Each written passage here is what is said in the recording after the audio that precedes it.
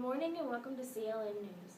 I'm Laura and today we'll be discussing various topics. For starters, preachers of various Christian denominations are denouncing alcohol as a sin. For people who have been drinking are claiming to have lost their faith in God and are ceasing to observe the teachings of Jesus. Alcoholics are being characterized as a danger to themselves, their families, and even their nation's security. On another note, the world today is marked by economic prosperity, advances in technology, culture, and changing social roles. We have a large-scale use of automobiles, telephones, motion pictures, electricity, and are significantly changing lifestyle and culture. In news today, we'll discuss inventions that are changing the world for the better. Earl Dickinson's invention of the Band-Aid has made it possible to purchase something that will easily stop the bleeding of a sore. John Harwood's invention of the self-winding watch makes keeping time easier. Bubblegum, invented by Walter E. Dimer, is now a local children's favorite. Also in related news, the first 3D movie was created along with the mechanical television. Headlining our news today is the invention of the Henry Ford's Model T, which revolutionized the automobile industry and made them affordable for all.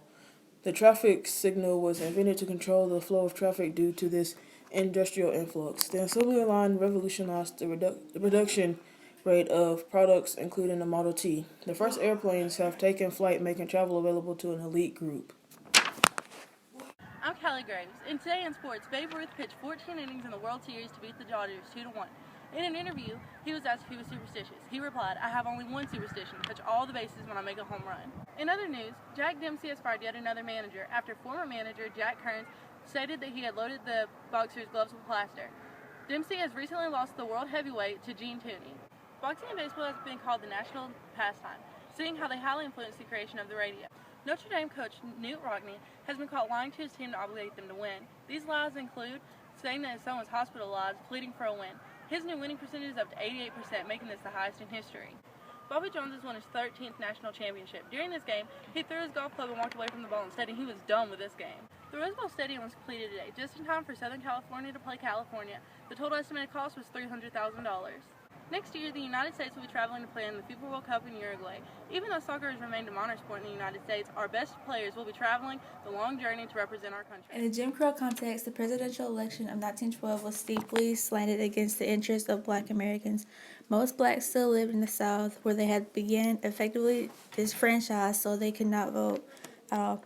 While poll taxes and literary requirements banned many poor, illiterate Americans from voting, the stipulations frequently had loopholes that exempted white Americans from meeting the requirements.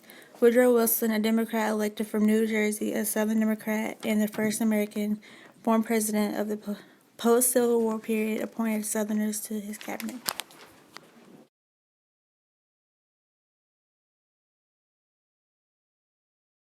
Montana and I will be enlightening you on the controversy of women's rights. Domestic servants grow every day. Right now there is roughly 2 million and only 200 doctors and nurses. Despite suffrages and the support of the Labor Party, some members still think that women do not have any rights, especially in politics. Hi everyone, I'm Jessie, and today I am interviewing Miss Jane Tassel. How are you, Miss Tassel? I'm good.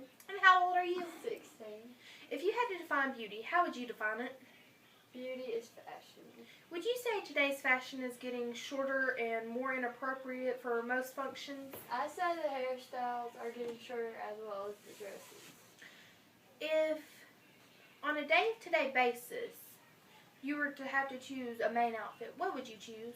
Short dress, stocking, shoes, and red lipstick. And why do you think women are choosing these outfits?